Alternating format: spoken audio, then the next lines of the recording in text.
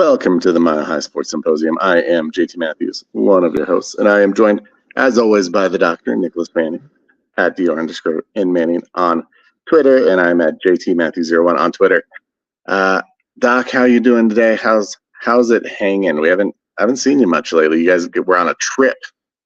Yeah, had the old at a Dodge trip. Yeah. I've never actually been to Dodge.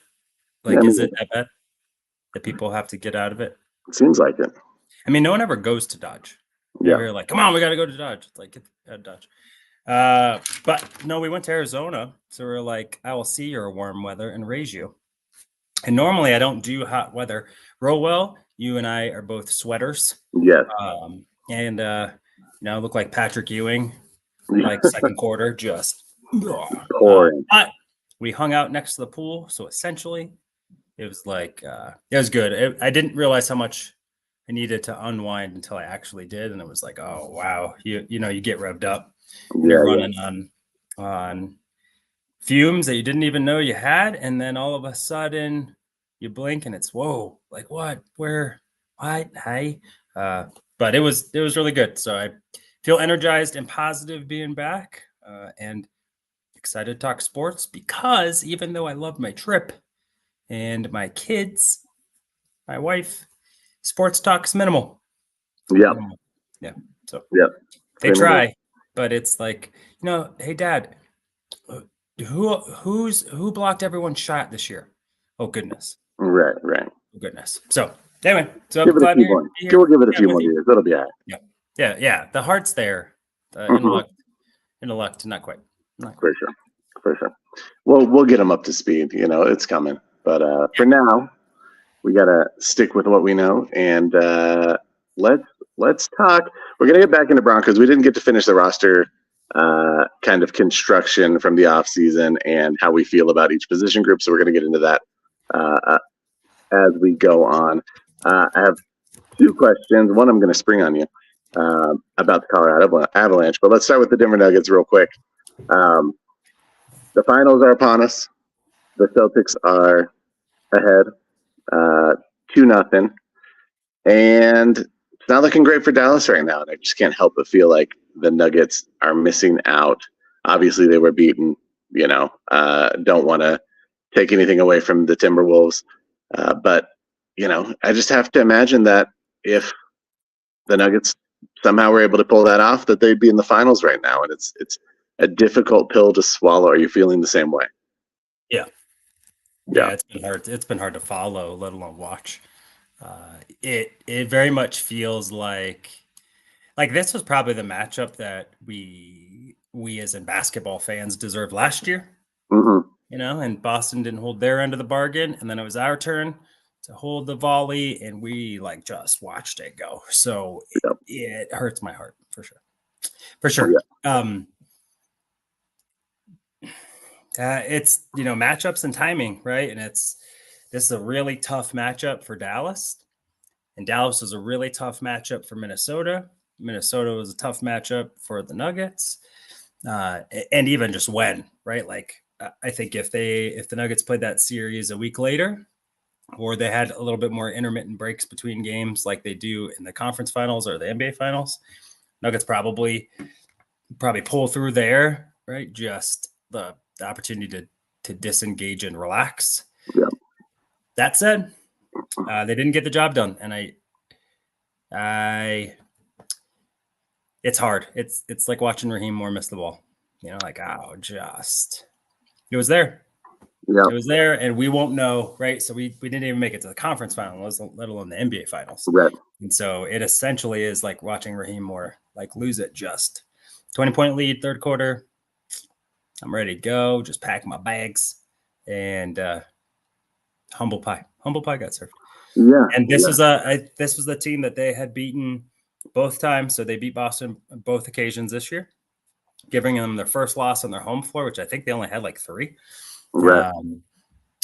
And I think have had favorable matchups the last several years with Boston. So it's a legit 5-on-5 game when both of these teams play. They are deep in terms of scoring and commit on the defensive end. Drew Holiday has been a wonderful addition. Him and Derek White, I think, really are the Bruce Browns of their team. Yeah. Hashtag foreshadow. And with that, then you see the elevation of Jason Tatum and Jaylen Brown, but more like they don't have to do as much. And I think you can see that, like they're playing more loose, especially Jaylen Brown. And it's huge. It's huge to be able to have that. So I am sad that this isn't the Nuggets, and I hope that it really bothers them.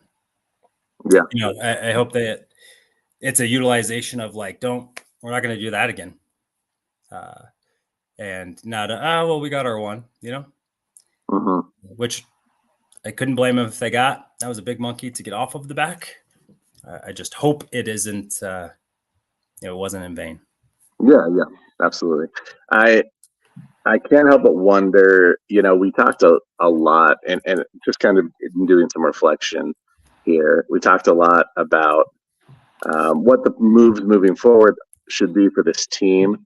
But I want to kick it back to last season and ask you specifically, and like you mentioned about Bruce Brown and missing Bruce Brown this season, and kind of Calvin Booth's approach to the offseason this last year, in keeping Reggie Jackson and expecting these young players to kind of take that next level.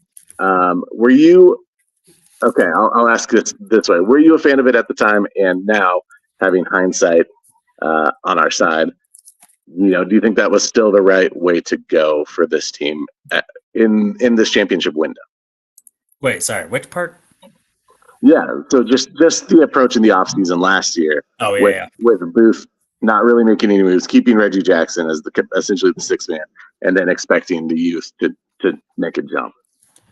Yeah, that's hard. Was it? I think probably at the time, it was the most cohesive decision as possible, because Bruce was going to price himself out. I don't agree with paying him $20 million a year, because you're also then you knew that you were going to have KCP this year, right? So, what's a bigger piece of that thread? I think it's KCP. And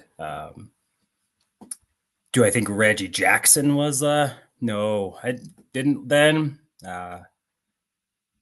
Don't now. And that said, even having, Reggie had some really wonderful games, but he's too streaky in terms of scoring, I think, to be a reliable option. Yeah. I think for bench scoring, they need someone that's going to give you, like, in their minutes, they're going to give you 8 points and 2 assists, whatever. And you can bank on it. Reggie will give you 32 or he'll give you 2. And or a goose egg. I mean, there were plenty of games where he didn't find the scoring sheet. And so with that, though, in the second apron and some of the financial stipulations that are ahead, they had to do what they were doing. So the fact that they had 3 players that can look like contributors moving forward, with Christian Brown, who had a phenomenal finals run, I think banking on Christian Brown to make another leap in the progression was fair. I think we all thought, like, all right, if that's where he's at now, it's fair to assume that there's one more stage of development in year 2. Peyton Watson, I think we saw some of those flashes we knew and were hopeful. And then the 3 draft picks, I think I thought Julian Strawther would have more of a place. And injuries kind of derailed some of that early progress. And once you couldn't get going early with this group, Malone wasn't going to get you in. He's not going to force feed you minutes in a title run. So I think the thought was right. Situation determined otherwise, but they have to get some contribution from guys off of the bench. And if you can't grow 1 or 2 with the development that they've had with guys like Jamal Murray and Nikola Jokic, we have to remember Nikola Jokic was not thought of as like a transcendent player. He has progressed. I think some of that is due to the environment and the coaching that he's got since he's been a Denver Nugget. Same with Jamal Murray. I mean, he was a number 7 overall pick, but I don't think any of us thought like he's going to save the franchise. I think he's a nice player, probably. Yeah. All of that being said, so this group has cultivated and supported the growth of some, pretty malleable pieces. And so you hope that they could do it with this group. And I think that has to be some of the thought moving forward. I think you and I have both decided I would rather them stay put than get careless, right?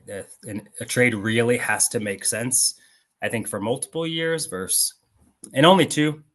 They live in kind of 2-year sports windows. I think so much changes in 2 years, but not just kind of a one and done thought and then throwing it out the window, because I think Nikola and Jamal will likely be a part of this team for the next 5 or so. So I want to give them a realistic opportunity to win a championship in 5 years, or every year for 5 years kind of thing. But it would have been nice to see some kind of effort at the deadline. A buyout, that could have cost nothing, a vet buyout, and for a spot up shooter, right? Gordon Hayward. There's so many guys that are, of yesteryear who can come in and do exactly what we're talking about, like just predictable time. You're on the floor, you're going to get this, right? They're not going to miss defensive assignments.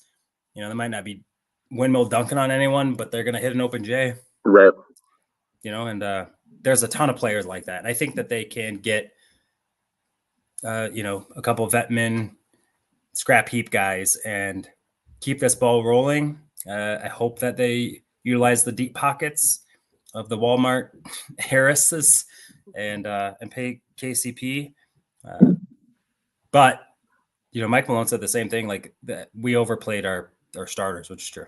Yeah, it is true. At some point, like you have 15 guys on your NBA roster, those guys have to contribute. They get paid millions of dollars. Zeke's getting paid a lot of money to not do anything. Right. So either find somewhere for him to go that the guy can play, but he'd like that, or play him.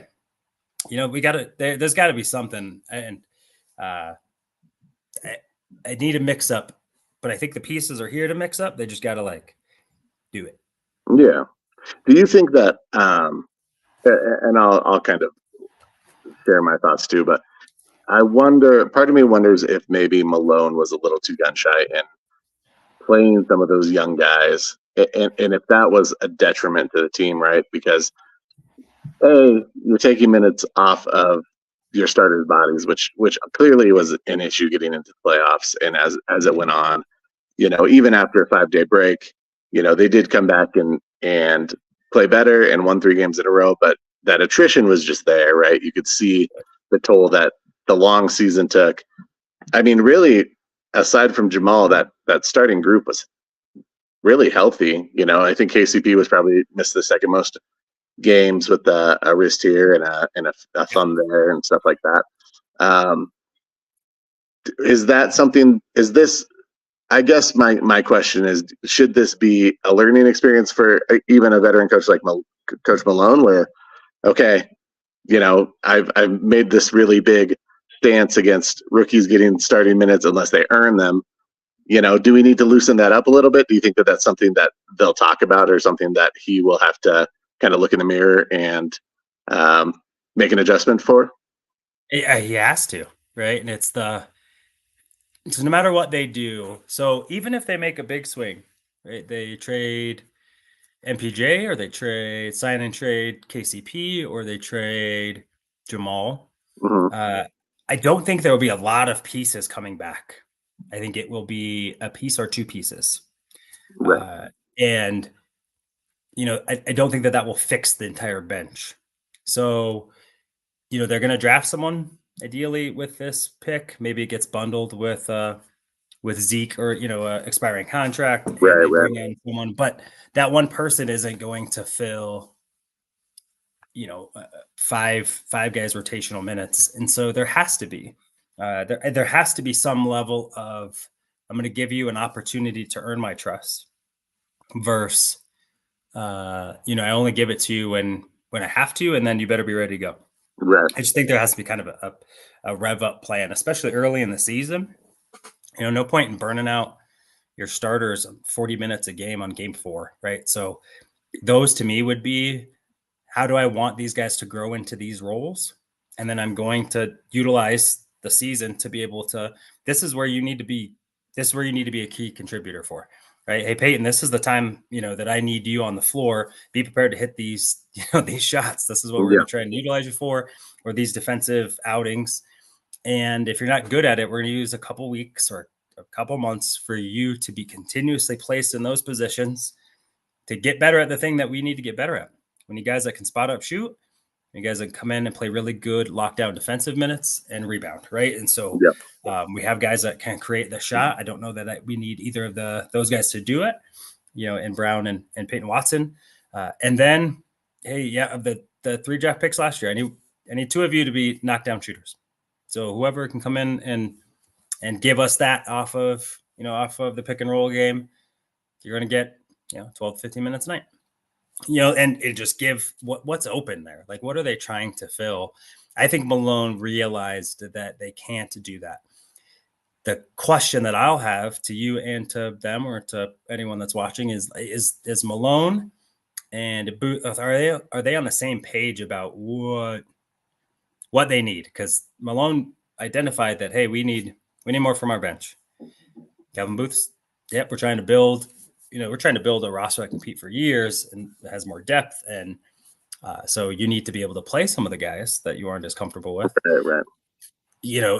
Are they aligned with what those pieces are for next season? Right? Do they got to package a couple to get a vet? I think that they probably do need a vet. That was supposed to be Reggie Jackson. You got Reggie Jackson and Jordan and Zeke making pretty good money, producing not very much. Yep. So, who made those calls? Was that Malone? Was that Booth working on, Malone's behalf? Was that just Booth and Malone's? Are they in cohesion about this is my vision for how I can get this team to win this year? And then Booth's decision is how do I feed to that while also looking to next year and the year after? I don't know that they're there per se. I don't know that they're far off. I think we've heard a little bit about maybe there's some strife. And I think anytime that you don't win a championship or you don't win in the playoffs, there's going to be something that comes up like that. They did just win last year based on the moves that the front office made and the coaching that Michael Malone had. So it's like, I mean, forget that a few months ago they were, they're in lock and key. And sometimes it just, the pieces don't fit. Egos get in the way. So that is my question is I don't know. I think Michael Malone has to chill out a little bit on what the expectations are, the trust factor, all that stuff. In game 42 of a season, it's not the same as game 80 or second round or all that stuff. So that has to be challenged. And I think he challenged himself with acknowledging that he overworked his starters. We'll just see if he takes the risk based on the pieces that he has, instead of being frustrated that he didn't get a different piece that would have been more appropriate for that. Right. But, and with the draft coming up, it'll be interesting to see what they do with that draft pick. I think part of me feels like, if you want, especially on a Mike Malone coach team, if you want depth that will be used, then maybe you package that and try and, like you said, move a Zeke and get a guy that can give you some depth and some decent minutes down your bench a little bit. At the same time, I think Calvin Booth, loves the draft process. Clearly, had Peyton Watson picked out as a guy that he had a lot of faith in. All of those guys that he drafted, he seems to really like and believe in. And I think that they'll get a shot this next year. But I don't know that they can kind of let that be the model moving forward, right? It is a tough, like you were saying, like, are they on the same page, right? Like, if Booth wants to build with youth and have that youth be developed, then maybe Malone isn't the guy that is going to do that for you necessarily. Not to say that anyone is getting fired or anything like that, but they need to kind of, take out a microscope and get into the nitty gritty and kind of see exactly where they align and how they can compromise, right? Because otherwise it may not work long term as a duo or as a partnership. Right. I want to wax poetic a little bit about Bruce Brown. Because it seemed to be the biggest thing missing for the Nuggets this year. A guy that basically is a reliable six man, a guy who could come off the bench and give you whatever you needed at any given moment. The great thing about Bruce's game is that he was so versatile, right? He was always playing, before he came to Denver, he always played, undersized for his position. He was always playing forward, guarding bigger guys. Wasn't really seen as an outside shooting threat, wasn't really seen as a ball handler, and he kind of bucked that when he came to Denver. Now, I didn't get to watch him too much this year and how things went with Indiana or with Toronto. But it feels like that's a guy that, he's going to be on the market. I don't know that that's someone that you can afford to really bring back. We'd have to see what that negotiation period looks like and what he ends up getting paid at the end of the day. But man, do you feel like watching Bruce walk, even though we knew we weren't going to be able to retain him, especially after he was signed? Yeah. That just felt like such a blow, and like to not replace that even with someone in the same stratosphere was a little bit difficult. Yeah, it's because then they brought Holiday in, who is a better, in my opinion, kind of a better pure shooter. Right. That's about it. Bruce Brown has a 6'9" wingspan, so he's able to guard multiple positions, like you said. The versatility and the trust factor of what he'll provide. Again, it was Bruce is going to give you 10 to 12 every game, play really good defense, is going to rebound. And it's like that, you can bank that, and we don't have that. I do think that part is the part that is a contributor. I'm not going to put all the blame on whether or not we have Bruce Brown.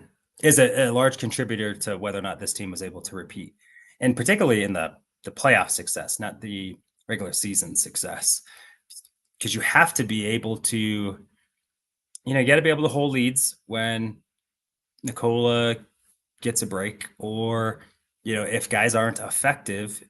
Ideally, right, that Jamal Murray is on a large shooting hiatus. It would have been nice to have a guy like Bruce Brown who could contribute off the dribble and take some pressure off of Jamal to make shots like that, because you have someone else that is formidable, that can come in and give you some of the same juice, attacking the basket, those kind of things. I think that part for sure. And my worry is if someone's going to give 2 years, $45 million to Bruce, someone's going to give much more to KCP. And so, what do we have identified opportunities or people in mind to be able to give you those minutes? Because we didn't effectively replace what Bruce brought. And so the worry then is, so we're still behind from that now. I don't think we have a good front court second option, right, to Nikola. I think you brought that up there. You just don't have a good big. DeAndre Jordan is definitely a one-trick pony, and that trick now is like a little like, I don't even know. It's like so now you have that. He's essentially a coach taking up a roster spot. Yeah, right. Like it's hard because it's the team is so damn good that we are like nitpicking nuance, but that's what separates you from losing in the second round and playing for the championship. And so will this team, it's going to really come to, is this team going to do what it takes to pony up? I mean, they're already over the tax threshold. I think if they bring back KCP at what projected to, I think they're going to have to pay. It's like a tax payment of like $50 million. So on top of the salaries, so you add that to your outgoing. Is that worth it? And I don't know what's worth it to them. I don't know if a banner is worth it more than, especially if you don't have you don't have a stake in getting your product on TV. Right.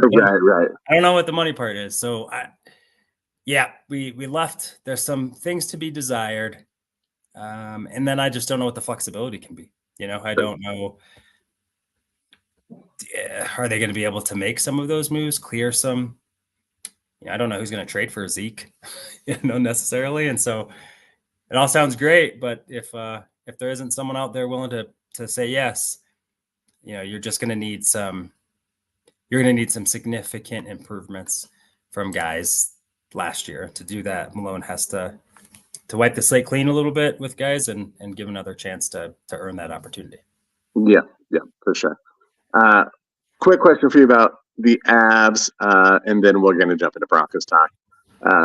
Just real quick, I saw a little bit about potentially the Avs thinking about bringing Drouin back. So he was an addition in the offseason. He ended up getting paired up with Nate on that top line. Started slow, but really kind of came into his own. Do you think that is a investment that the Avalanche should make if the price is right? Yeah, absolutely. I think one, it just makes your whole team a bit deeper, right? So that person is Drouin's going to be a natural pairing with McKinnon. That's the allure of it. Hopefully that's why you potentially could get a discount. And then I think that solidifies that spot. So you can bump guys to like you said, like Mikko and other guys to the second line to be able to get additional scoring and depth through the waves. I think so. And I would think that could Drouin go get more money? Yeah, probably. But a situation that won't, his number 3 pick, he hasn't had, to now, his career has not been overly impressive. And I don't know that there's been a season as good as this one. And so knowing the environment that was created by the Avalanche, I think that there was some acknowledgement that without this environment, we wouldn't have had the season opportunity to extend. And so, does he want meaningful, impactful hockey and chance to really kind of reestablish himself as a really quality player in the NHL, or does he want to go get the bag and then, get forgotten about? And insert Yester Av here, right? Like grass is not always greener. So I think they'll work out a deal, actually. I think it'll make sense for both. And I think really, because if you can fit a guy in the Avalanche, it's going to be really difficult to go get guys when you have Gabe's contract and Val's contract, and you don't know, you can't get rid of either of them. Yeah. And so if you can get guys that you can fit in that can come give you really good minutes, I think you don't risk it. They're going to have to do enough risking it on the back of the line 3 and 4, waiting for Gabe and Val to be impactful again, that I think you got to keep Drouin in house. Yeah, I think it's a good move. Again, the price has got to be right. I don't know that it's a long-term deal necessarily, or maybe it is. Just to keep that number maybe a little bit lower. You give them a few more guaranteed years. But sorry, I just saw the Rockies score come across 17-9. Great game. That's a loss. That's a loss. Yeah, no, that's a loss. Sorry, that was distracting. But yeah, I think the thing that Drouin did best, and Megan Angley, when she was on the show, kind of emphasized this, that I thought that was really insightful and I hadn't really noticed.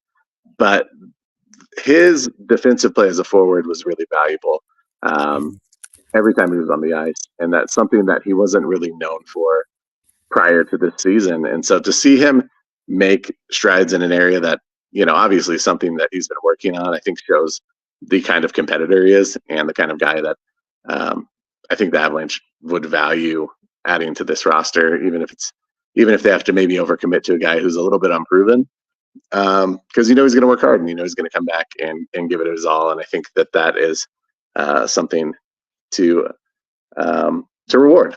It's something that if you have a championship culture, that fits exactly in with how Nathan McKinnon is. He's a bit of a bulldog, a bit of a curmudgeon-y guy maybe sometimes, but highly competitive and is going to push his teammates to win. And if you surround him with guys like that, then I think that bodes well for the team. Yep. Yeah. Right. He's going to fall in, and if you have good players falling in, to what it takes, I mean, you're gonna have a good opportunity to be back in the Stanley Cup run next year, which is Yep. the goal. Yep. For sure. Just want to throw it out there to everyone watching. If you have any questions, throw them in chat. We will get to them at some point. We're going to talk Broncos now, but of course, if you got any other Colorado sports team questions, we'll definitely touch on those as well.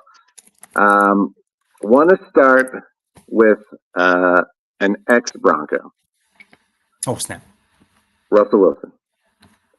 Oh, snap. The other day, maybe just yesterday, actually, he made a comment that he says he feels revived in every way in Pittsburgh. Is this a shot at the Broncos? As Broncos fans, should we be taking this personally? Or, is it just kind of the situation was a little bit dirty and now it feels cleaner for him and he's happy about that? Yep. I think exactly that. Is it a shot? Yeah. I mean, Sean Payton was on his ass. We saw it, right? Like he's yelling on multiple games. It was oil and water.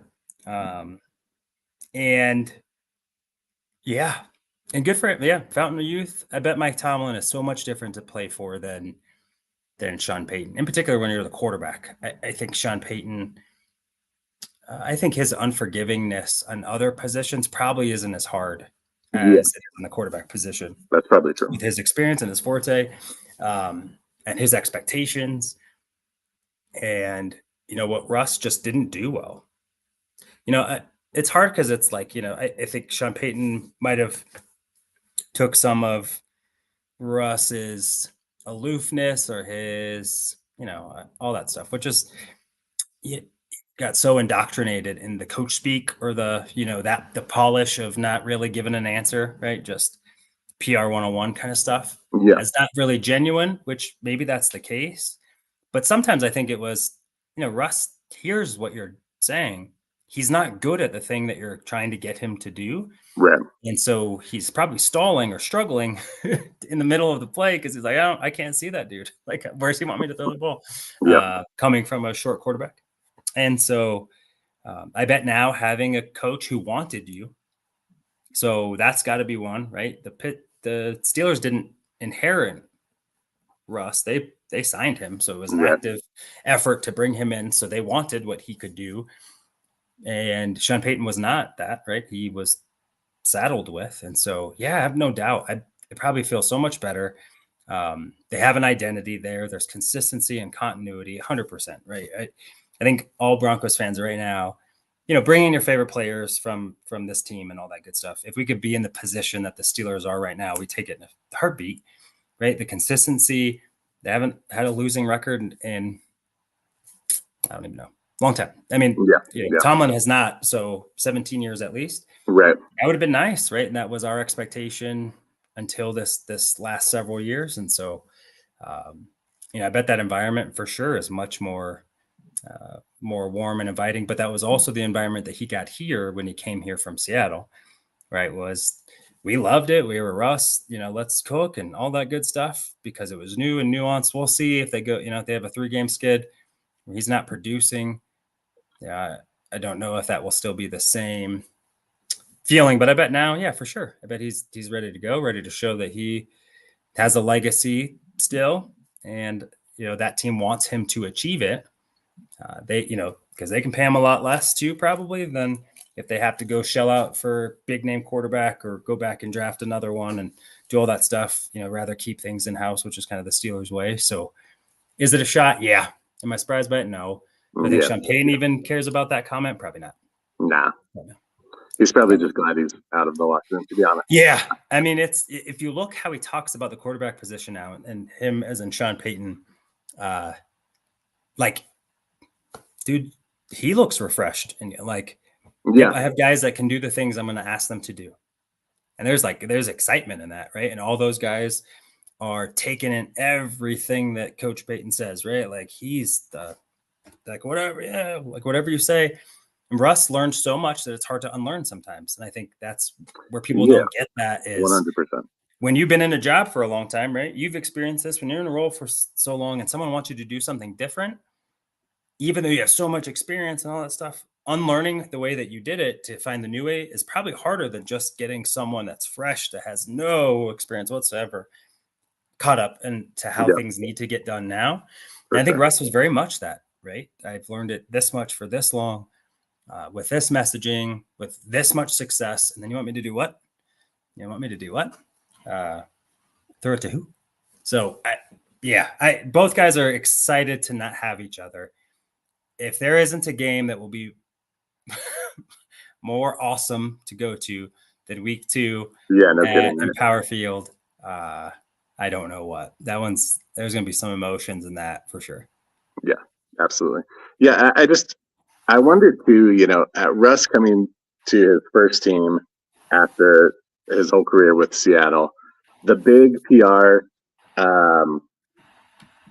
parade that he put on kind of coming into town, and all of the videos of him training and all of that stuff. I just wonder if that was a disservice to the team in general. And I don't necessarily know that it's Russ's fault per se. I think he's a smart guy. He's a business-minded guy. I think his image matters to him, and I think he knows that if his image is if he's in the limelight, then it's good for his brand. Yeah. And I think a lot of guys are like that, right? I don't think Russ is the exception. But I just wonder if part of that was a little bit venomous in the locker room in a way, right? Like, he came in, he hadn't done anything, and he put on this big show of, we're gonna turn everything around. Everything's gonna be great.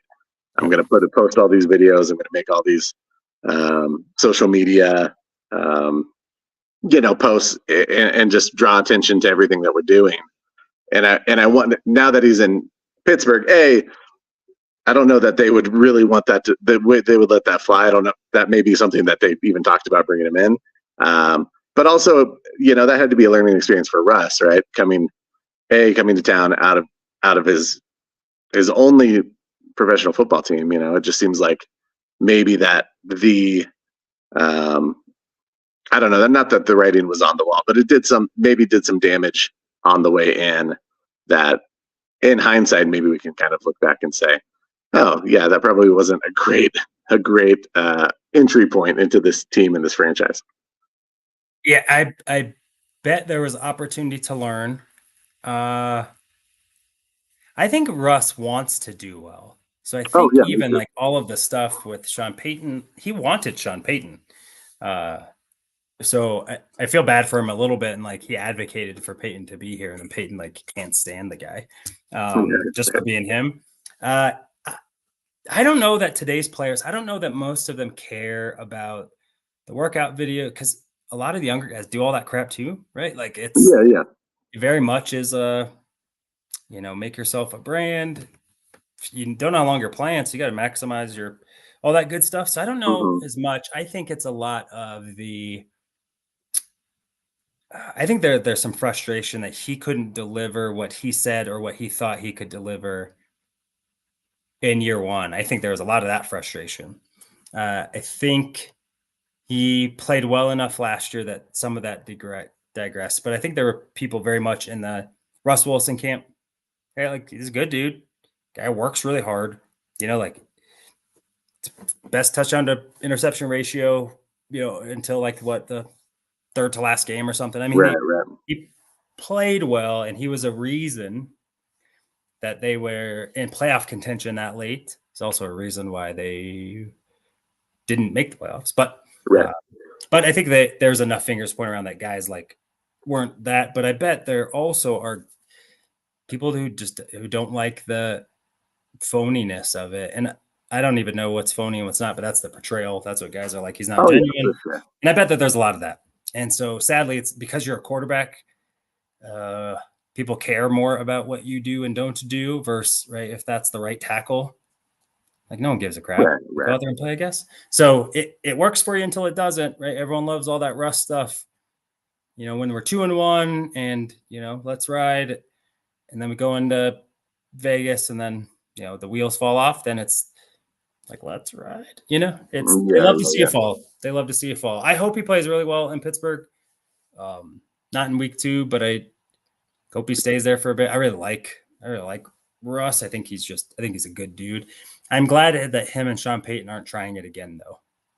So yeah, I think I'm glad that Sean Payton's going to get a guy that he's excited to work with versus just doing it. Like you definitely saw like that was a marriage for two people that like needed a divorce, but they didn't know it yet. You know, like you two should not be together. Like this is not healthy. Yeah. And all the kids are suffering. You know, they're watching you fight and all this stuff. Now they're traumatized. Look at Justin Simmons. He's like, So I'm excited now just to maybe pivot just a little bit on like how Peyton has spoke or talks about the guys in this room. I think he really does. And we talked about his ego, right? Where he had said, we know how to evaluate quarterbacks better than most teams. More that comes out, Jay Glazer's article, things like that about how Bo Nix really was their third, that there really was an effort to dupe Minnesota into taking McCarthy. Understand like the why on that, I guess, or maybe to create the frenzy earlier so that Nix can fall. And so I think that now the interesting part is going to be just Sean Payton won't let this fail, right? Like his ego is just so big that this is my guy. I know better than everyone else. Right? Like I knew we're taking the biggest cap hit in history to get rid of a Hall of Famer for the sixth quarterback in this draft. Right. I know better than you, and it's going to work. And I'm fascinated to see whether or not that'll work. I mean, I hope it does for sure. Yeah, of course. Of course. But that part's going to be interesting, right? Like it's Vic Fangio and like how he would, like he's trying to beat his own offense in practice, right? Like, because you're such a defensive guy that you can't see the bigger picture. Like you got to win on that side of the ball. Like, are you paying attention to everyone else, right? Like, are you gonna run the ball in 3rd and 1? Or are you gonna try and make Bo look good on a sprint right? Like, are you gonna do the smart thing? Or are you gonna try and make your guy look good? That part I'm interested to see, like, because that can really doom the season if he's just trying to make it work. And he's a rookie. Let's remember. So that I'm fascinated. To see how you're going to use that timeout. You're going to forget that exists. Yeah. Are you going to? He got cataract. He got cataract surgery, so he's going to call the right plays. Hey, there you go. Off a sheet. Yeah, he's like, he screwed Russ so bad. He's like, man, I'm just going to coach blind. Like, I don't give It'll be fine. It'll be fine. And if it's not, like, I can honestly say I didn't know that I wasn't going the right play. Like, geez, the built-in safety valve. What you're looking at? Like those readers don't work. Like, oh, good gracious! But I have been really excited too, just about the guys in camp, and I really trust some of the voices of staff that have been there, or media members, Cecil Lammy, the guys over at DNVR, the guys over at KOA. It's been to hear that Jared Stidham looks better than he did last year. One, that just raises the floor, right? Like, for sure. Was Jared Stidham, because they're not gonna let someone play that's gonna play worse than that. And that got raised. To what degree, who knows? But if that's the floor, and it looks like Bo Nix is hanging, Zach Wilson is the 3rd, but it's not like atrocious 3rd. Sure. That makes me feel really good. And I think we've talked about Bo Nix will have to punt this job to not start the season. I still believe that. And then it's also good to know that maybe there is a little bit more hope with Jared Stidham in terms of just filling out your quarterback room. Quarterbacks get hurt. It'd be nice if you could split 2 and 2 with your backup instead of these are going to be the hardest 4 games to watch. Which has been the case for a while. Brett Rippon, all the good stuff. Yeah. And so watching good quarterback play, on-time throws, really utilizing the play calling instead of please, Russ, don't hold the ball, right? Like, I let go of the ball. Oh, good gracious. Drew, don't throw it there. Teddy, you're allowed to throw it. Like, just all the stuff that we've watched with quarterback play over the last several years just has left us wanting.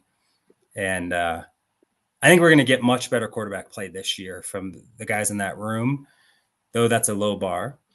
I think it's going to be kind of a mix of the Teddy Bridgewater, right? And I think getting the ball out and I think they'll look good in the red zone. I think what Russ was able to do last year, I think Bo Nix has the athletic ability to do a lot of those things.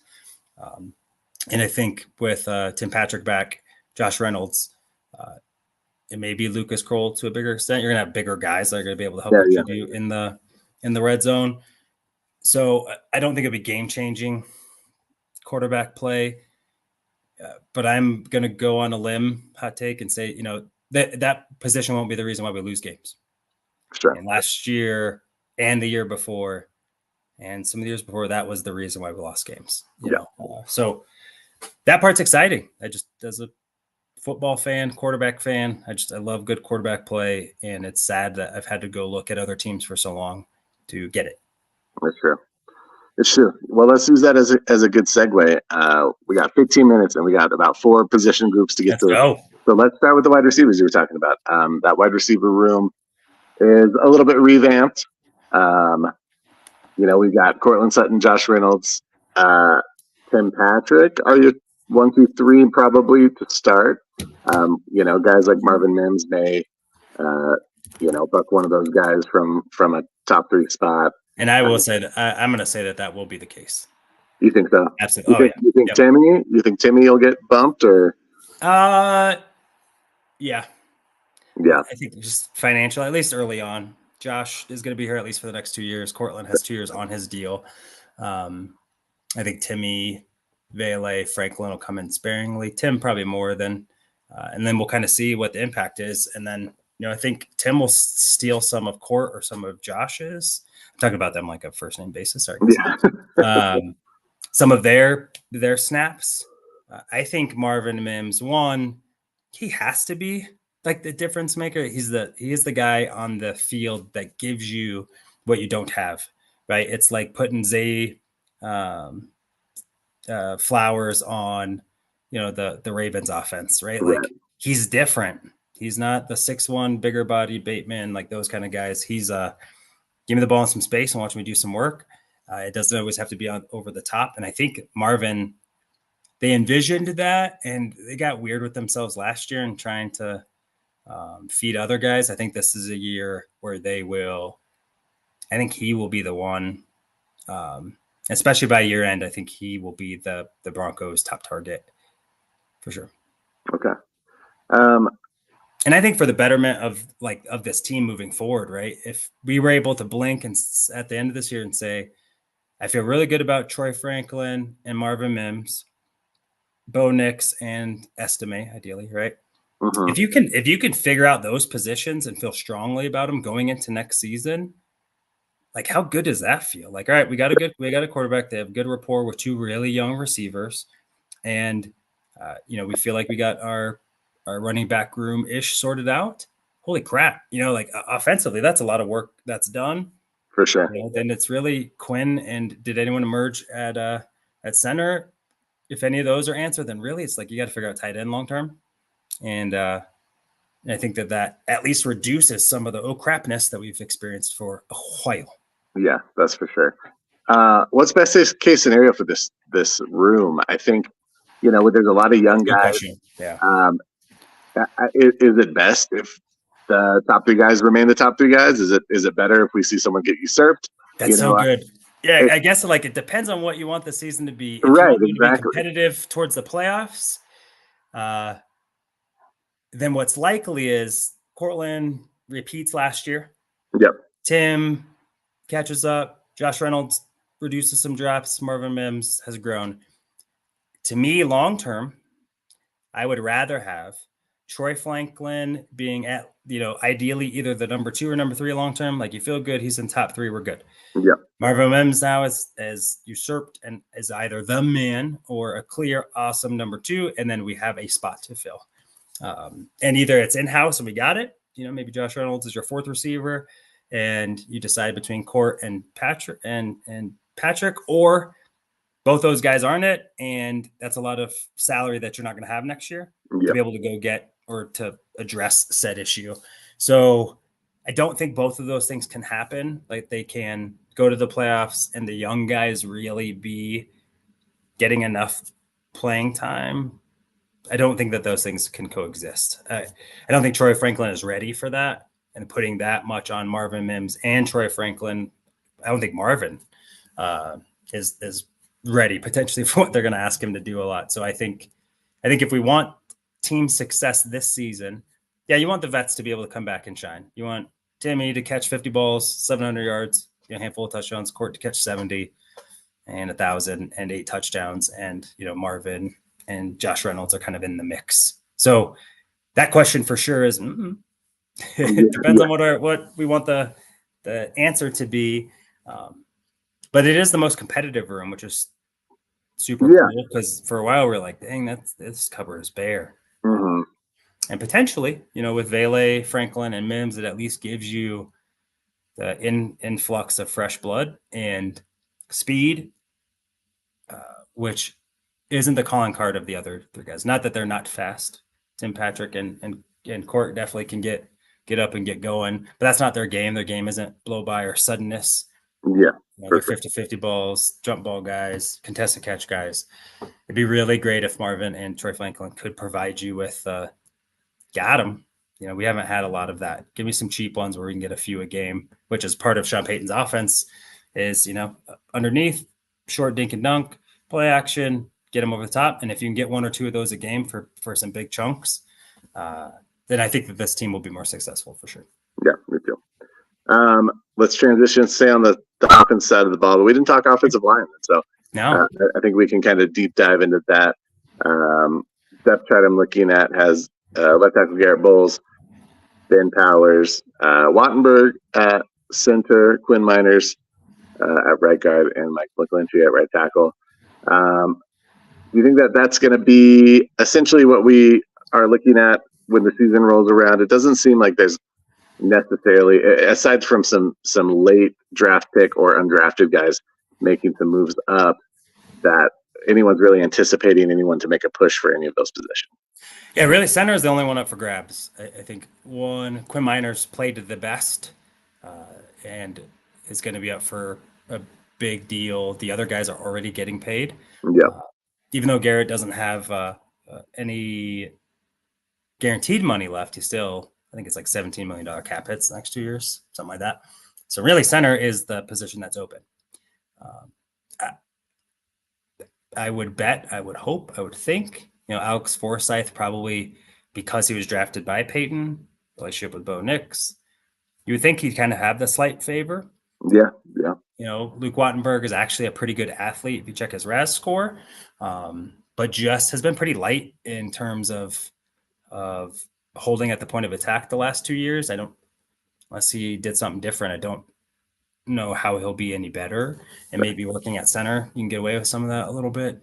And then Musfer at least gives you a raised floor. He's a vet who's had some starting experience, got some good coaching in Baltimore. So you feel like if he has to play, he can come in and contribute.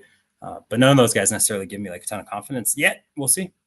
But the other positions are locked up. I think the question's going to be just, does Matt Perth keep Palsweski, Alex from last year, or Frank Crum? Do any of those guys make it as developmental options onto the roster? Because you brought in guys like Calvin Throckmorton, who has guard tackle experience, has played for Sean Payton before. Quinn Bailey, we've seen be able to play multiple roles. And then, is Gargiulio something. Is that, is he a really viable option, or is that a practice squad guy? So really depth is up for debate. And, who they keep, if they really keep a ton of tackles on the 53, then I would say it also signs that Garrett probably is in the last year.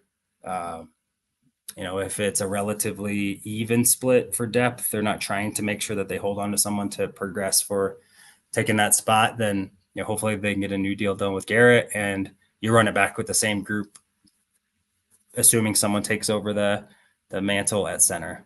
So it's literally like the one group, which is interesting. It's the one group that we've all been complaining about for a long time. And now going into next year, to me, it's probably the group of the biggest strength that Denver has in totality. And so you hope it pans out that way for sure.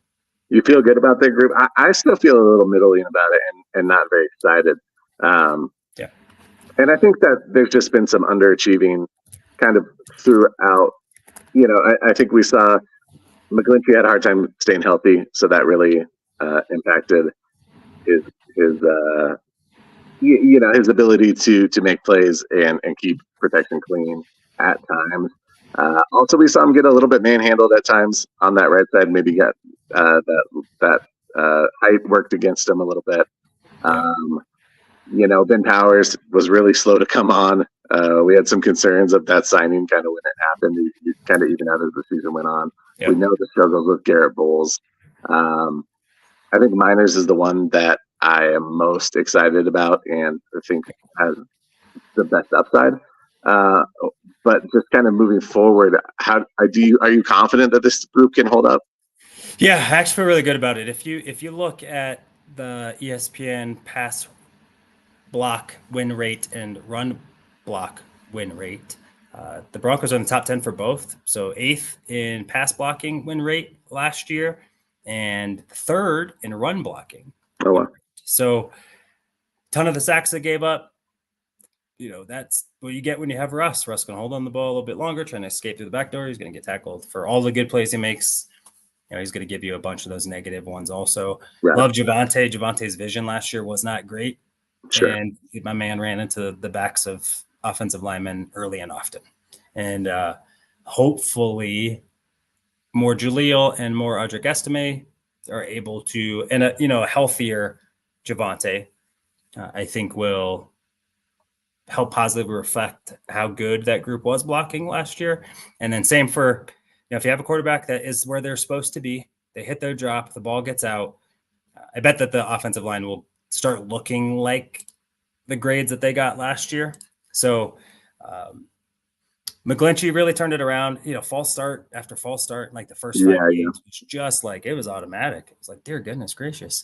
And same with Ben Powers. I think Ben Powers was definitely fish out of water, which was interesting because I would have assumed he would have been the best from the jump. Yeah, me too.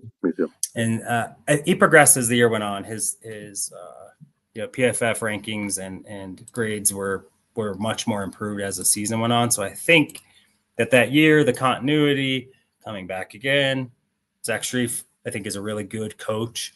And so I feel pretty good about that group, especially just the continuity. I think that's a ton.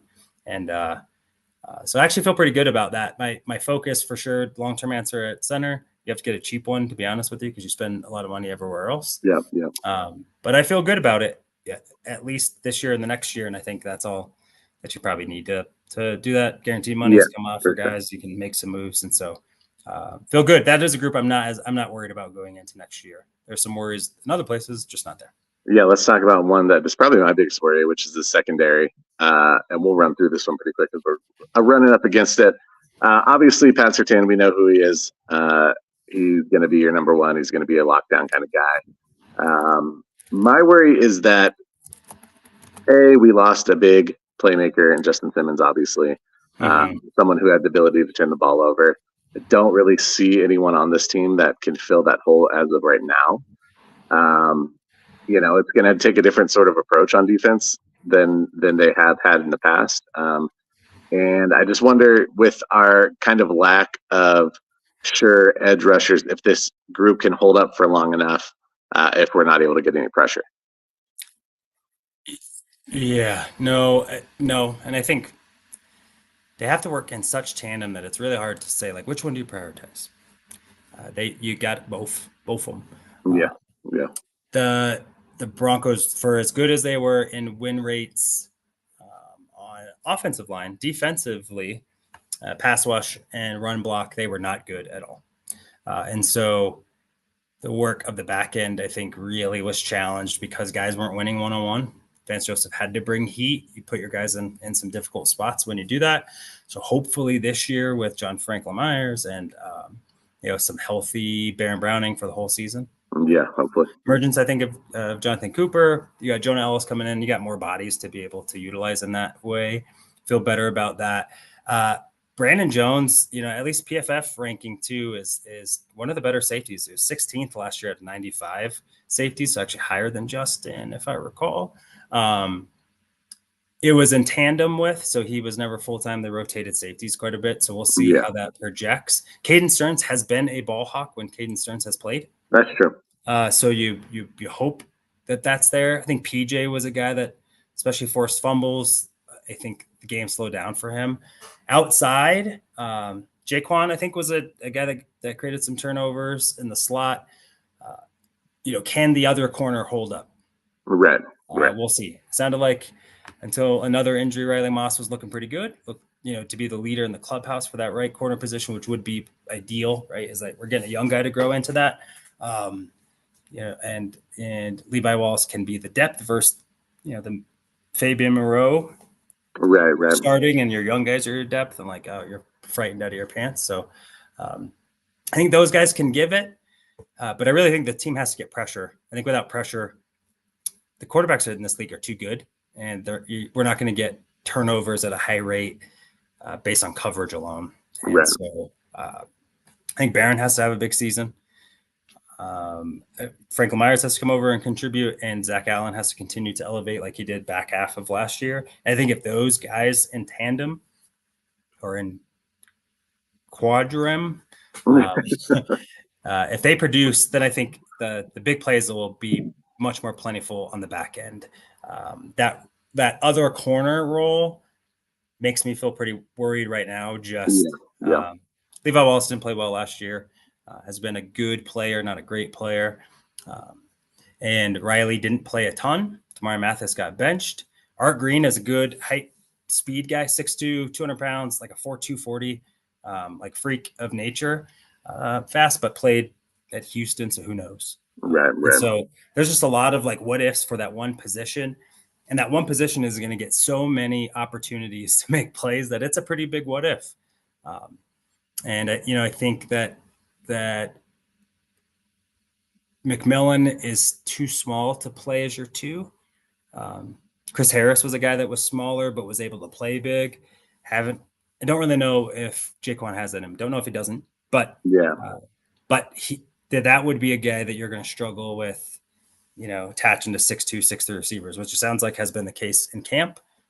Tim Patrick, like all that stuff that has been a struggle for him. So I welcome the challenge. Hopefully, maybe if there's a cut or an opportunity to bring in some more intriguing pieces, high drafted guy that just isn't figuring it out in one place, maybe they can come here and figure it out here. That kind of risk. So I think until you find a really good option at that too, you better keep running, keep looking. Yeah. Unfortunately, we're out of time today. I got to run. I got a kid to take the oath and honest, so that'll be fun. But thank you everyone for sticking with us today and tuning in.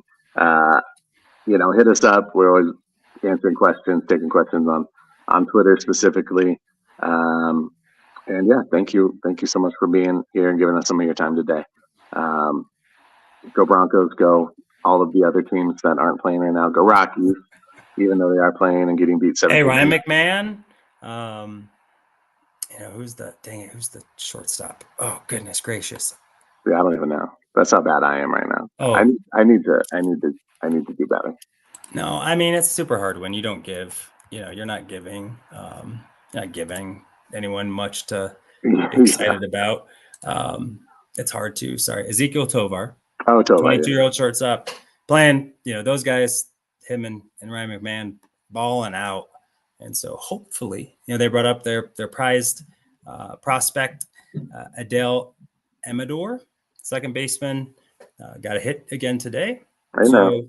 So I'm here for the youth movement. If they're losing 100, but we see everyone that's in the pipeline that's 25 and under. Yep, for sure. Well, again, thank you, everyone. We appreciate your time today. And don't forget, if you need a sports prescription, ask your doctor. Talk to your boy. Fast lane when I pass in the street, bag of money in the passenger seat. Tempo's been asking for me on the road from the west to the east. Way up, I might never come down, cause the coast's racking up the flame out. So high, I might never come down, so what, this is my lifestyle.